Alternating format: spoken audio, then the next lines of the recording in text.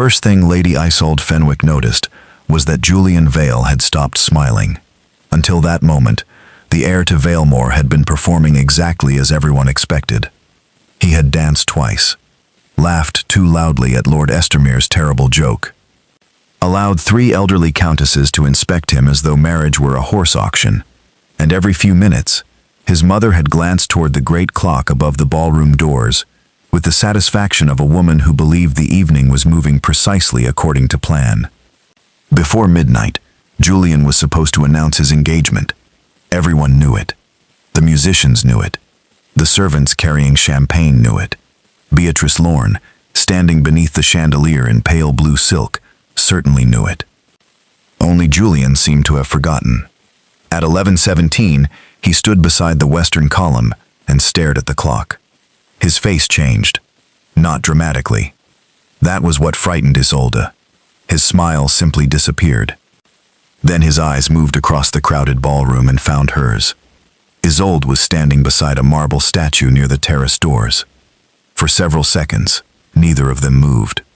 Julian raised one finger, pressed it gently against his lips. "Be silent." The gesture would have been almost insulting if it had not come from a man who knew perfectly well that Lady Isolde Fenwick had not spoken a word since she was 8 years old. Then Julian turned and slipped through a narrow servant's door. Isolde stared after him. Something cold traveled down her back. No one else appeared to notice. The orchestra continued. Ladies laughed. Candles shimmered across hundreds of crystal drops overhead. At the center of it all stood Beatrice, still waiting for the man who was supposed to ask for her hand before midnight. Isolde reached for the small black writing slate hanging from a ribbon at her waist. She wrote only 3 words. "Why warn me?" There was no one beside her to answer. She wiped the question away. Then she followed him. If this is your first night at Valemore, subscribe to the Royal Quill, because before sunrise 1 man will vanish, 1 witness will be silenced twice, and a house full of people will begin lying about what happened between 11 and midnight. The servants' corridor was colder than the ballroom. Music faded behind thick oak walls. Isolde moved carefully past stacked linen carts and darkened doorways. Ahead, voices. She slowed. "Julian." He was speaking quietly, but angrily. "You were supposed to destroy it." A second voice answered from somewhere beyond a stone pillar. "And you were supposed to know nothing." Isolde stopped. She could see Julian clearly. The other person remained hidden. A shadow shifted across the floor. Julian stepped closer. "If my mother discovers, she will discover exactly what she is meant to." Julian's jaw tightened. "You have had 18 years. Silence. Then the hidden figure said, "And you have had 19 years of comfort because of it." Isolde's fingers tightened around the slate. 18 years. Julian was 19. She wrote quickly. 18 years. Then another thought came. Huao. She leaned slightly forward. A boot appeared beyond the pillar. Black leather. Silver buckle. The left heel dragged faintly across the stone. Julian turned away. "Not tonight. You chose tonight. I chose nothing." The hidden figure stepped after him. Isolde caught a glimpse of a dark sleeve. Then Julian suddenly looked toward her end of the corridor. She pulled back. Her heart pounded. Had he seen her? For several moments, nothing happened. Then footsteps moved away. Isolde looked again. The passage was empty. She hurried forward. At the end stood 2 doors. One led toward the kitchens. The other opened into the west gallery. She did not know which way they had gone. Isolde looked down at her slate. 18 years. Dubioo. She added another line. Left foot. Then a door opened directly behind her. The edge struck her shoulder. The slate slipped from her fingers. It cracked against the floor. Every candle in the corridor went dark at once. Isolde froze. Someone was there, close. She could hear breathing. A hand brushed past her sleeve. She reached forward blindly and caught fabric. The person jerked free. Footsteps rushed away. Isolde struck a match with shaking fingers and relit the nearest candle. Nothing. Only the long, empty corridor. Her slate lay several feet away. She picked it up. 18 years. WHO. The final words were gone. Left foot had been erased. Isolde stared at the smeared chalk. Someone had not taken her slate. Someone had only removed the one detail that might identify them. At 11:41, Julian still had not returned. At 11:52, Beatrice stopped pretending not to be worried. At midnight, Lady Morwen Vale stepped onto the ballroom platform alone. The orchestra quieted. 100 conversations vanished. "My son is taken suddenly unwell," she announced. "The engagement declaration will be postponed." There were murmurs. Lady Morwen smiled politely. "Please continue enjoying the evening." Isolde had watched her. Morwen did not look concerned. That was wrong. A mother whose son had suddenly collapsed should have looked frightened. Morwen looked prepared. At 1:30, the last guests began leaving. At 2, Julian's valet entered his bedroom and found the bed untouched. By 3, servants were searching the estate. By 4, Dorian Vale arrived from the northern hunting lodge. The Marquis of Valemore entered the great hall, wearing a riding coat damp with mist. He was Julian's elder cousin, broad-shouldered, severe, and known for possessing very little patience for nonsense. What happened? Nobody answered immediately. Morwen stood near the staircase. Julian left. Dorian looked at her. "Left where?" "I do not know. You postponed his engagement because he was ill." "I said what was necessary to prevent scandal." Dorian's expression hardened. "You knew he was missing." "I suspected." Isolde stepped forward. Dorian noticed her. She held up her slate. "I saw him after he left the ballroom." Dorian read it twice. "When?" Isolde wrote. 11:20, West Corridor. "Was he alone?" She hesitated. Then, "No." Morwen's face changed. Only slightly. "But Isolde saw it." "Who was with him?" Dorian asked. Isolde wrote. "I could not see." Dorian continued. "Did Julian leave the house?" She shook her head. "You are certain?" She nodded. Morwen spoke quietly. "Isolde, you were frightened. It was dark." Isolde turned toward her. Morwen continued. "You may have misunderstood what you saw." Isolde erased the slate furiously.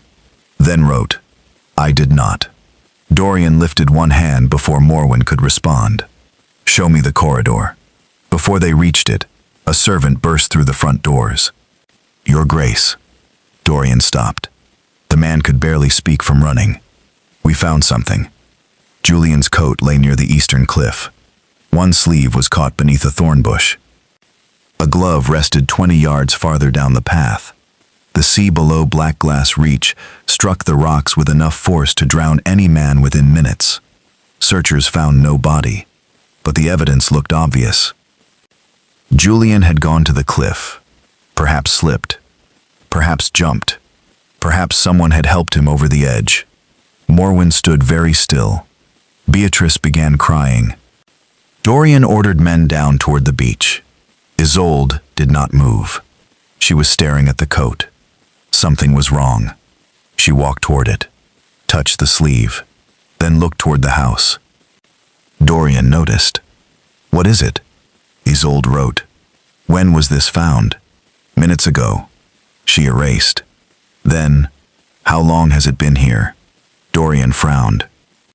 "There is dew beneath it, possibly hours." Isolde stared at him, then wrote slowly, "Impossible." "Why?" Her chalk moved faster. "I saw Julian after midnight." Dorian read the sentence. "You told me 11:20. She shook her head sharply. That was when she saw Julian arguing. There had been another moment, one she had nearly forgotten in the confusion. Isolde closed her eyes. At 12:14, after Morwen announced Julian's illness, Isolde had left the ballroom to find water. She had crossed the upper gallery. Below, in the courtyard, She had seen Julian.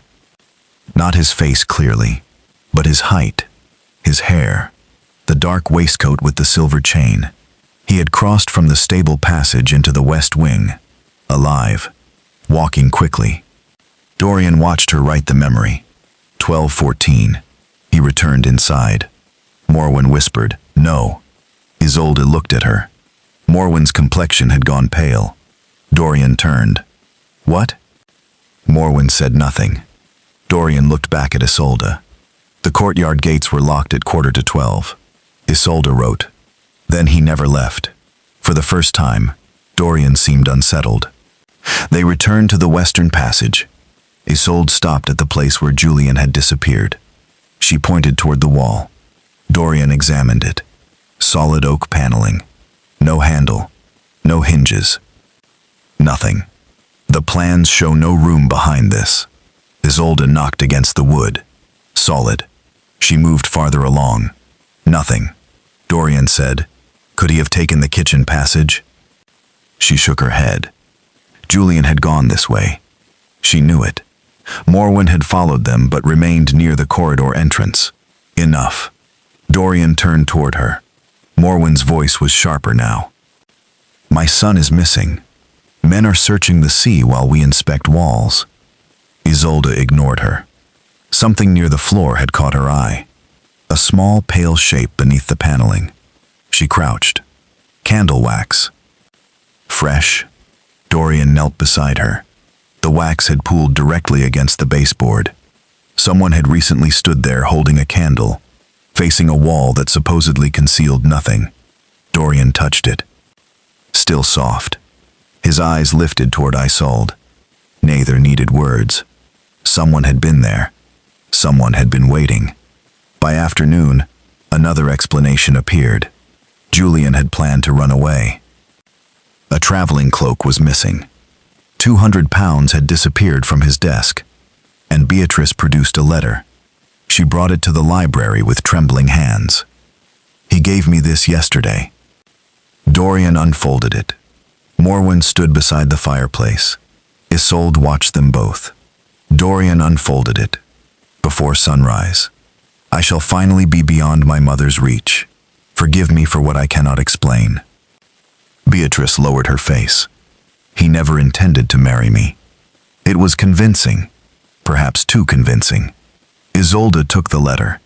She had seen Julian's writing hundreds of times. At dinner. On invitations.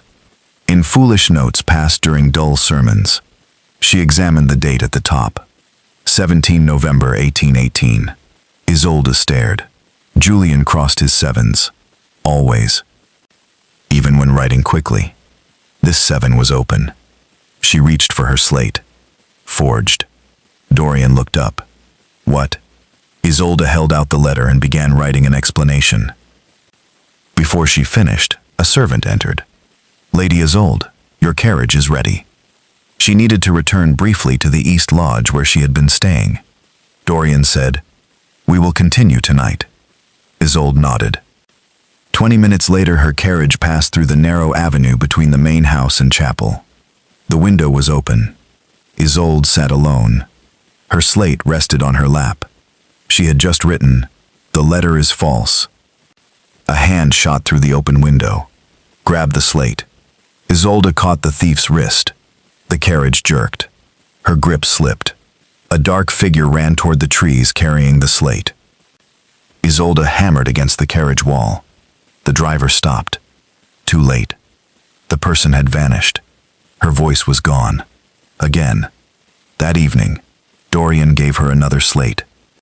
"Keep this one with you." Isolde almost smiled. Then she entered her bedroom. Moonlight fell through the tall windows. She stopped. Something had been scratched into the glass. 4 words. "You did not see him." Isolde stood motionless. Then she picked up a piece of chalk. Beneath the warning, she wrote directly on the glass, "Yes, I did." The next morning, her answer was gone. Someone had entered during the night. Only the original threat remained. At breakfast, Elspeth Crowell appeared beside Isolde without speaking. The elderly housekeeper placed one finger against her sleeve, then walked away. Isolde followed. Elspeth led her through the laundry passage into an unused linen room and locked the door. "You must not tell Lord Dorian yet." Isolde frowned. Elspeth moved a shelving unit aside. Behind it ran a thin brass pipe. "Old speaking tube," she whispered, before bells were put in the servants' rooms. Isolde stared. Elspeth's hands trembled. "I heard voices through this the night Master Julian vanished." Isolde immediately lifted her slate. "What voices?" Elspeth swallowed. "One belonged to a young man." "Julian?" "Yes." Isolde waited. Elspeth looked toward the locked door, then leaned closer. "He said your name." Isolde's chalk stopped. Elspeth whispered the words exactly as she remembered them. "Isolde saw me." A chill moved through the room. Then Elspeth added, "Another person answered him." Isolde wrote, "What did they say?" The old woman looked directly into her eyes. "Then, take the slate." Isolde did not move. For hours, she had believed someone stole her writing, because Julian's enemy feared what she knew. Now, there was another possibility. Julian himself had wanted her silenced. And whatever had happened inside Valemore that night, the missing heir might not have been its victim. He might have helped arrange it. For several seconds, Isolde could not move. Julian had known she saw him. Julian had spoken her name, and Julian had apparently told someone to take her slate. That changed everything. Until that moment, Isolde had believed the danger inside Valemore belonged to the person following Julian through the corridor. Now she was no longer certain the heir had been running from anyone. Perhaps he had been running with them. Elspeth Crowell watched her carefully. There was something else. Isolde raised her slate. "What?" The housekeeper hesitated. The voices did not come through clearly. The old pipes carry sound strangely. But after the person said, "Then take the slate," Master Julian answered. Isolde waited. "I could only hear 3 words." She wrote. "Which words?" Elspeth looked toward the hidden brass tube. "Not until tomorrow." Isolde stared at her. "You understand what that means, don't you?" Elspeth whispered. Whatever they were doing, it had not finished that night. Isolde erased her slate. "Why did you say nothing?" The older woman lowered her eyes. "Because I have served this family 42 years. That was not an answer. Isolde waited. Finally Elspeth said, "And because 18 years ago another man disappeared from this house, after asking questions no one wished to answer." Isolde's hand stopped. "UAOO." Before Elspeth could reply, footsteps sounded outside. Both women froze. Someone tried the door handle. Once. Twice. Elspeth quickly pushed the shelving back over the speaking tube. "Go through there." She pointed toward a narrow servant's hatch at the rear. Isolde slipped through just as the linen room door opened behind her. She did not see who entered, but she heard a man say, "Elspeth, why was this locked?" The voice was too muffled to identify. By the time Isolde returned to the main corridor, one thought had replaced all others. 18 years. Julian had mentioned 18 years. Elspeth had mentioned the same period. Whatever had happened to the heir had begun before he could even walk. Dorian was in Julian's bedchamber when Isolde found him. Drawers stood open. Papers covered the desk. Dorian barely looked up. "I thought I told you to remain near the family rooms," Isolde wrote. "I thought you stopped trusting me." Dorian glanced at the sentence. "That was not what I said." She added, "You did not need to." His expression tightened. The events at the cliff had changed him. Someone had used writing that resembled hers to lure him below Black Glass Reach. He had escaped the incoming tide only by climbing an old iron ladder built into the rock. He still carried cuts across one hand. Now every message from Isolde could be questioned. Dorian turned back toward Julian's desk. "I am trying to discover why my cousin had 200 pounds ready to disappear." Isolde walked toward the bookshelves. She had visited Julian's room before. It had always been untidy. Books sideways. boots beneath chairs, letters hidden inside whatever volume happened to be nearest. But something on the shelf bothered her. Dust. Nearly every book carried a thin gray layer. One did not. She pulled it free. A volume about coastal navigation. Dorian noticed. He hated geography. Isolde opened it. The middle pages had been hollowed out. Inside lay a narrow notebook. No diary entries. No confessions. Only numbers. Dates. Times. Measurements. November 20th, 4:21 a.m. November 5th, 4:47 a.m.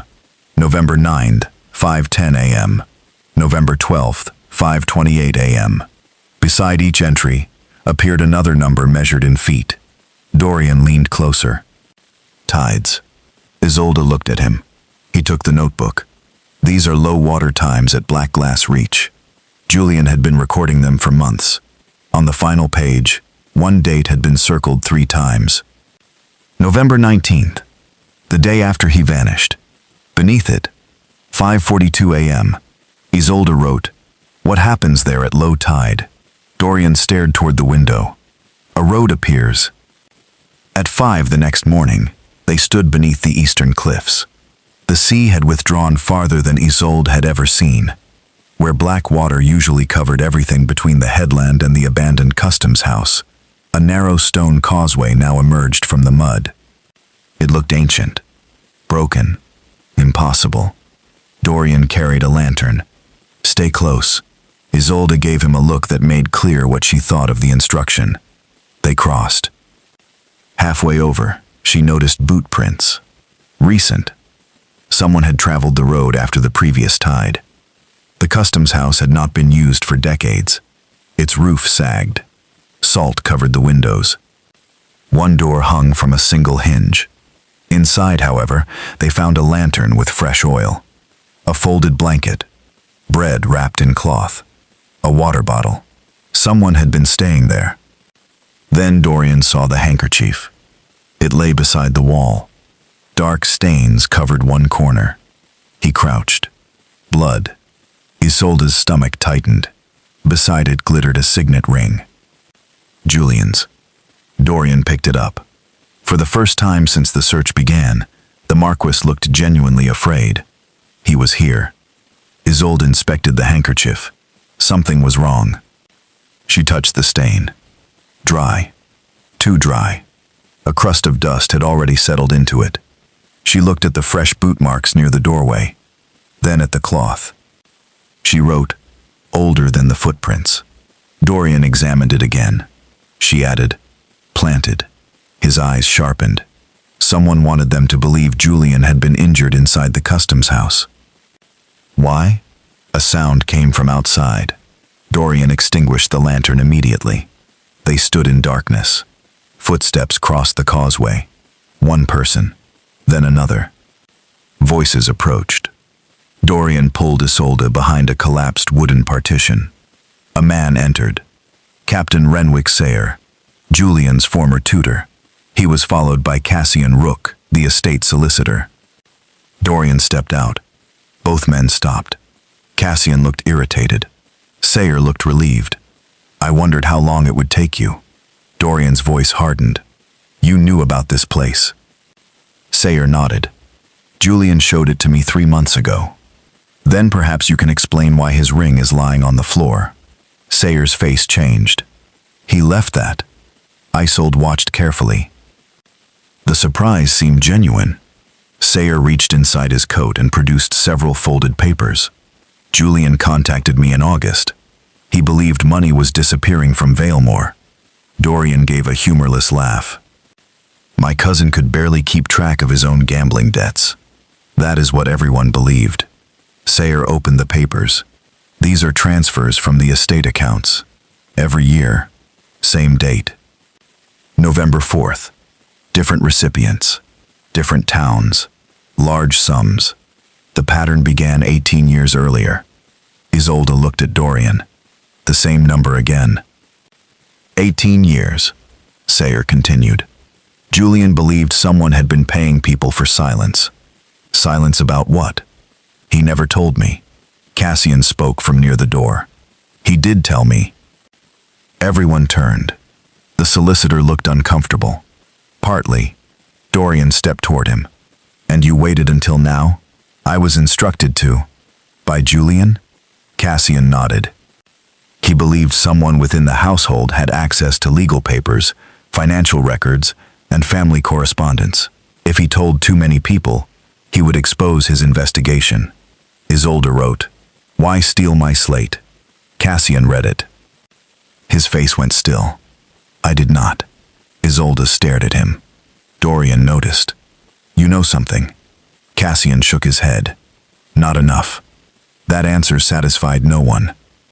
When they returned to Valemore, another surprise awaited them. Lady Morwen had ordered Isolde to leave. Her trunks were already packed. The servants had been told a carriage would take her to her aunt's house before noon. Dorian confronted Morwen in the morning room. You cannot send away the only witness. She has become the center of this. She did not choose to. Morwen turned toward Isolde. Everywhere you go, another accusation appears. Isolde's eyes narrowed. Morwen continued. A note accusing Dorian. A warning on your window. A stolen slate. Now you are searching abandoned buildings before sunrise. Isolde wrote slowly. You are afraid of what I will find. Morwen read it. Something flickered across her face, then disappeared. I am afraid of losing another person. Another. Isolde caught the word. Dorian did too. Another person? Morwen stood. This conversation is finished. She walked away. That night, Isolde saw her leave the house. No maid. No lantern bearer. Morwen crossed the garden toward the chapel carrying a basket beneath her cloak. Isolde followed. The chapel was empty when she entered. Morwen knelt before the altar. She placed the basket beneath it, then left through the opposite door. Isolde waited. Minutes passed. Then something moved below the stone floor. A hand appeared beneath the altar step. Pulled the basket downward. Isolde nearly dropped her slate. She hurried forward. The stone was movable. Behind it, narrow stairs descended beneath the chapel.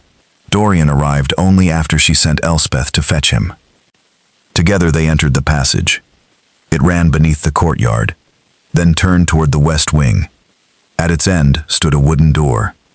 Beyond it was the room that did not exist, the chamber behind the corridor wall. Crates filled the space. Bundles of letters, old portraits stripped from their frames, estate seals, legal documents, and covering the far wall, names. Dozens of them, written directly onto plaster. Some had dates beside them. Others had been crossed through. Dorian lifted the lantern. What is this? Isolde moved closer. Names from different families, different villages. Some she recognized as former servants. One belonged to a doctor who had died years ago. Then, near the bottom, Julian Vale. Beside it, 19 November. Isolde stared. Julian disappeared on the 18th. Whatever this list recorded, something had been intended for him the following day. Dorian turned toward her. He knew. Before either could inspect further, footsteps sounded in the tunnel. They extinguished the light. Someone entered the chamber. A figure moved through the darkness. A match flared. Lady Morwen. She carried another bundle of letters. Isolde stepped forward. Morwen nearly screamed. Dorian blocked the doorway. What is this room? Morwen looked at the wall, then at Julian's name. Her composure finally cracked. You should never have found this, Isolde wrote. Where is Julian? Morwen shook her head. I do not know. You fed someone beneath the chapel. No. Isolde pointed toward the basket. Morwen whispered, the food was never for Julian. Then she looked toward the names. It was for someone who has been hiding from this family far longer than my son has been alive. Before Dorian could question her, a bell rang upstairs. 3 violent strokes. A servant's emergency signal. They rushed back through the tunnel. A note had been found in Dorian's study, written in Isolde's hand. It read, "Lord Dorian, meet me below the eastern cliff. I know where Julian is. Come alone." Dorian looked at Isolde. She shook her head. "I know," he said. But the paper was almost perfect. Same spacing, same narrow letters, same habit of pressing harder on the final word. Someone had studied her writing carefully. Isolde suddenly understood. Her slate had not been stolen merely to remove evidence. The thief needed examples. They were learning to become her. By evening, 3 more notes appeared. One accused Lady Morwen of murder. Another claimed Captain Heir had taken Julian. The third ordered a servant to burn documents in the estate office. All in Isolde's handwriting. People began avoiding her. Servants whispered when she passed. Even messages she genuinely wrote were examined before anyone trusted them. Her silence had once forced people to read her words. Now someone had taken that from her too. Dorian stopped including her in the search. Not cruelly. That made it worse. "I cannot risk acting on another message until I know where it came from," Isolde wrote. "Then they have won." He read it and looked away. The following morning, she began watching people. Hands, shoes, walking patterns. She remembered the corridor, the dragging left foot. During Sunday service, she sat behind the Valemore household and studied every person who crossed the chapel aisle. No limp. Not Dorian. Not Heir. Not Cassian. Not Morwen. Then Cassian stood to retrieve a fallen prayer book. His cane struck the floor. Tap. Step. Tap. Step. For one instant, his left shoe dragged. Isolde's heart accelerated. But when he walked again, the movement vanished. He did not limp. He had imitated one. Or someone had imitated him. Or someone had imitated him. That afternoon, Isolde entered Cassian Rook's office. She had no permission. She no longer cared.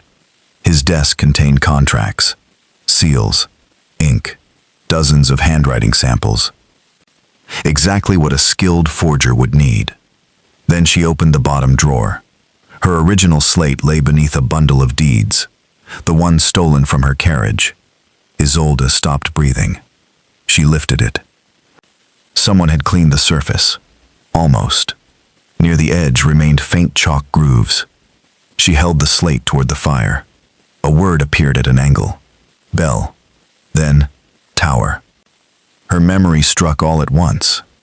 The night Julian vanished. He had not disappeared into the hidden chamber. He had come out of it. He had been carrying a small leather packet. He had looked down the corridor, then pointed upward through a window, toward the old bell tower. That was what Isolde had written. Bell tower. She had forgotten in the darkness and panic. The office door closed behind her. Cassian stood there. He looked at the slate, then at her. Isolde stepped backward. Cassian turned the key in the lock. She reached for the brass letter opener on the desk. "Do not." He raised both hands. Isolde wrote quickly, "You stole it." Cassian read the accusation. Yes. Her entire body went cold. He continued. "But not because I wanted your evidence destroyed." She wrote. "Julian ordered you?" Cassian nodded. "On the night he disappeared." "Why?" Cassian looked toward the shuttered windows. "Because he knew someone else was watching you." Isolde stared. Cassian moved closer. Julian intended to disappear for one night, perhaps 2. He believed that if his enemies thought he had fled, they would expose themselves. He glanced at the slate. But something went wrong. What? He never reached the place where I was supposed to meet him. Isolde's chalk moved. The bell tower? Cassian's face changed. That was enough. You remembered. She nodded. Cassian went to the door and checked the corridor outside before locking it again. Then he lowered his voice. The bell tower was his final safeguard. He hid something there. What? I do not know. Who is copying my writing? Cassian shook his head. I have a suspicion. No proof. Isolde wrote one final question. Is Julian alive? Cassian took a long time to answer. I believe he was alive after everyone thought he had fallen from the cliff. That was not what she had asked. She underlined the word. Alive? Cassian looked directly at her. I do not know anymore. A floorboard creaked outside the office. Cassian extinguished the nearest lamp, then whispered, If anyone discovers you remembered the bell tower, do not return to your room. Do not tell Lady Morwen. Do not even tell Dorian until I know who has been reading his correspondence. Isolde stared at him. Cassian's voice dropped even lower. Because whoever took Julian did not begin by taking him. He pointed toward the slate. They began by stealing his ability to tell truth from forgery. Another creak outside. Closer. Cassian moved toward a side door, then stopped. And Isolde? She looked back. If they learn you have remembered the bell tower, you will disappear exactly as he did. The bell tower had not rung in 14 years. Yet at 3:17 that morning, Isolde heard it once. One deep strike. Then silence. She sat upright in bed. Cassian's warning returned immediately. If they learn you remembered the bell tower, you will disappear exactly as he did. Isolde did not light a candle. She crossed the room barefoot, opened the door, and looked into the passage. Empty. Then she noticed something on the carpet. A thin trail of white dust. Chalk. It began outside her bedroom and continued toward the eastern staircase. Someone wanted her to follow it. That alone told her she should not. Isolde closed the door. Seconds later, the handle moved. Slowly. Someone tested it. Once. Twice. Then stopped. Footsteps retreated. Isolde waited until she could no longer hear them. Instead of following the chalk, she climbed through the narrow dressing room window onto the adjoining balcony and crossed into the unused morning parlor. If someone was waiting on the eastern staircase, they would wait for a long time. She reached Dorian's rooms from the opposite corridor. He opened the door holding a candlestick. His expression hardened when he saw her. What happened? She wrote. They know about the tower. He stared at the words. Cassian told you? She nodded. Something flickered across his face. How much? She hesitated, then wrote, He stole my slate for Julian. Dorian's jaw tightened. I knew Rook was concealing something. Isolde added, Julian planned to disappear. Dorian read more slowly. For one night, he never reached Cassian. Dorian looked toward the window. Then somebody intercepted him. Isolde wrote, and someone just tried to lead me out of my room. That ended his hesitation. Within 10 minutes they were crossing the inner courtyard toward the bell tower. Cassian joined them near the library. He looked annoyed when he saw Dorian. I told you not to involve anyone. Isolde immediately wrote. He was already involved. Dorian almost smiled. Cassian did not. The tower stood apart from the main house, joined to it by a covered stone walk. Wind pressed through cracked windows as they climbed. The first chamber contained nothing except ropes. The second held old furniture. At the top waited 4 enormous bells coated in dust. Dorian searched the walls. Cassian checked beneath the floorboards. Isolde stood still. Something bothered her. Dust covered everything, except one rope. It looked old, but the fibers near the bottom were clean. She pointed. Dorian pulled it. Nothing happened. No bell rang. He pulled harder. A wooden click sounded beneath their feet. Then part of the floor shifted. Cassian whispered, Good God. A concealed compartment opened between the beams. Inside sat a leather case. Julian's initials were burned into the lid. Dorian lifted it out. No one spoke as he opened it. There was no money, no weapon, no confession. Only documents, birth certificates, letters, payment receipts, and a miniature portrait. Dorian picked up the portrait. A young man stared from the painted ivory. Dark hair, gray eyes, the same narrow scar above the eyebrow Julian carried. Dorian looked at Cassian. "Who is this?" Cassian had gone pale. "I don't know." Isolde turned over the portrait. A date had been written on the back. 1800. 18 years earlier. Beneath it were two initials. EV. Dorian searched the documents faster. Then he stopped. One paper carried the Vale seal. A birth record. 2 male infants, born less than an hour apart. One name had been cut away with a blade. The other remained. Edmund Vale. Dorian stared at it. That was Julian's father. Isolde looked at him sharply. Dorian continued. Edmund supposedly died in France 18 years ago. Cassian lifted another letter. No. He read it silently. His face changed. Dorian snatched it. The letter was written by Edmund himself, dated only 6 months earlier. Julian's father had been alive. The entire time, a sound came from the stairs. They turned. Lady Morwen stood there. She was not alone. Beside her was an older gentleman, Isolde had seen many times at Valemore, but rarely noticed. Sir Aldrin Merivale, Morwen's elder brother. For years, Aldrin had managed the family archives because an old riding injury made travel difficult. He spent most gatherings in the library. Quiet. Courteous. Forgettable. A cane rested beneath his right hand. His left foot dragged when he stepped forward. Isolde stopped breathing. The corridor. The dark figure. The scraping heel. Aldrin looked from her face to the open leather case.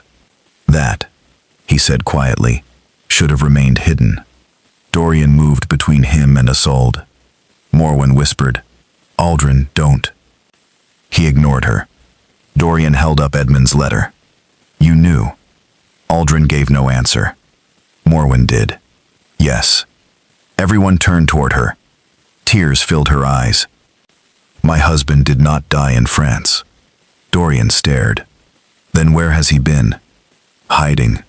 "From whom?" Morwen looked at her brother. Aldrin's expression did not change. Isolde understood before anyone said it. Morwen had not been leaving food for Julian beneath the chapel.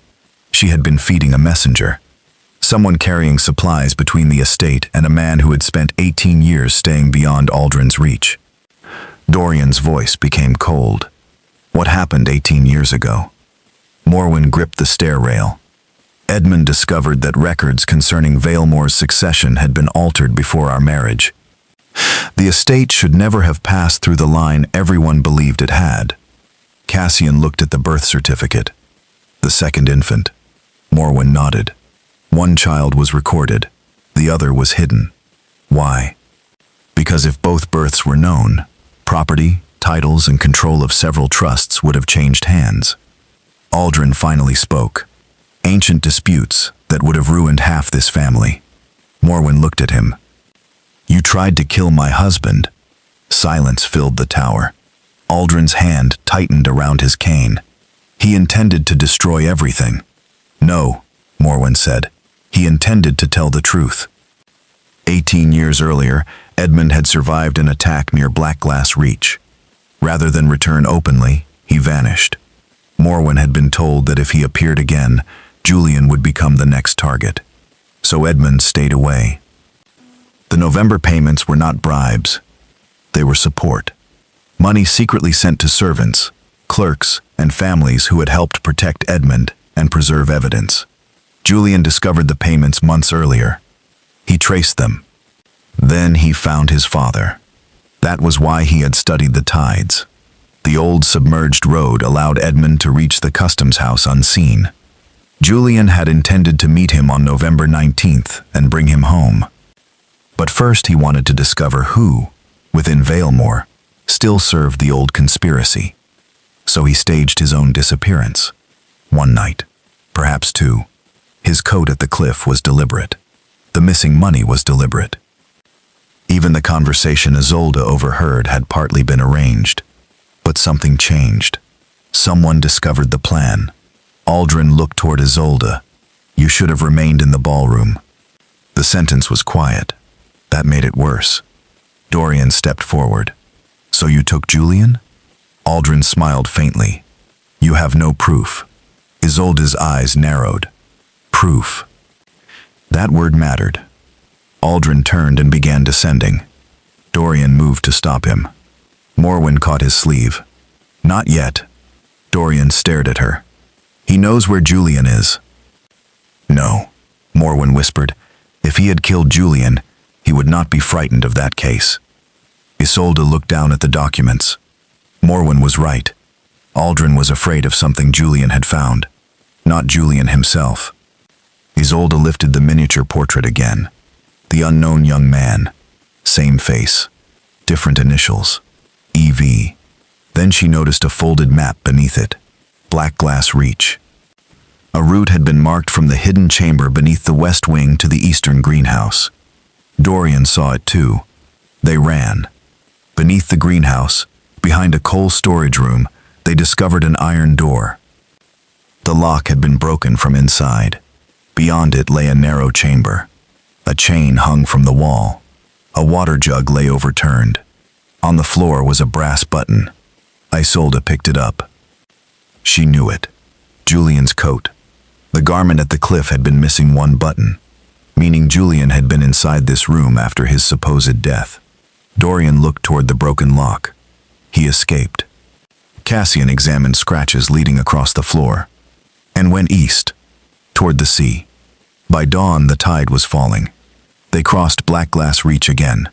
This time, they did not stop at the customs house. Footprints continued beyond it toward a narrow cave cut into the cliff. Inside, a lantern burned. Dorian entered first, then stopped. Julian Vale sat against the wall, alive, bruised, exhausted, but smiling. You took your time. Morwen pushed past everyone, then froze. There was another man beside Julian, older, gray at the temples, thin from years of hiding. Morwen made a sound Isolde had never heard from her before. Not a word. Something between a laugh and a sob. Edmund, Julian's father, stepped toward her. 18 years disappeared from Morwen's face at once. She crossed the cave and held him. Dorian turned toward Julian. What happened? Julian's smile faded. Aldrin discovered the plan. He caught me after midnight, locked me beneath the greenhouse. You escaped? Yesterday. Why not return immediately? Julian looked toward his father. Because I finally knew who had betrayed him 18 years ago. I needed Aldrin to believe I was still helpless long enough to retrieve the remaining evidence. Cassian frowned. What evidence? Julian looked at Isolde. Her slate. Everyone turned. Isolde stared at him. Julian stood carefully. The night you followed me, I knew someone was behind you. I told Cassian to take the slate because I feared the wrong person would read it. Isolde wrote, You could have told me. Julian read it. You are right, she added. Idiot. For the first time in days, Dorian laughed. Julian almost did. Then footsteps sounded outside the cave. Aldrin entered with 2 estate men behind him. His face was no longer calm. Give me the documents. Dorian stepped forward. It is over. Aldrin looked at Edmund. No, it ends when there is nothing left to prove. He seized the leather case from Cassian and threw several papers into the lantern flame. Morwen screamed. Dorian knocked the remaining documents free. But the oldest record caught fire. Aldrin watched it burn. There, he breathed heavily. Stories. Nothing more. Isolde looked down at her slate. The original slate Cassian had returned. Scratched. Damaged. Almost useless. Something along its wooden edge caught the light. Red wax. She remembered the night it fell. The sudden darkness. A body passing close behind her. The slate hitting the floor. Someone reaching down. Isolde scraped the wax gently with her nail. An impression appeared. Half a crest. A raven above a broken crown. She had seen it earlier that morning. Stamped on Sir Aldrin Merivale's private document case. She held the slate toward Dorian. His expression changed. Aldrin's face did too. Cassian understood immediately. The wax seal. The slate had struck a freshly sealed document when Aldrin bent to erase Isolde's writing. The impression placed him in the west corridor that night. But that alone was not enough. Cassian reached into his coat. I kept something else. He produced the forged letter supposedly written by Julian. Same wax. Aldrin stepped backward.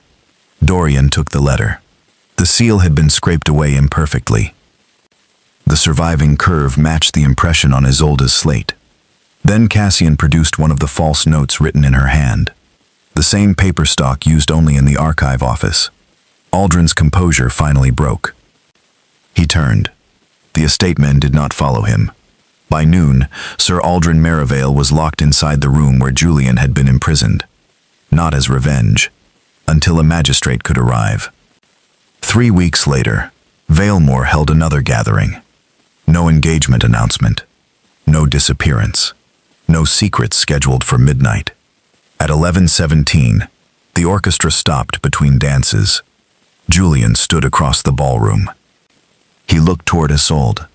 For one instant, the old memory returned.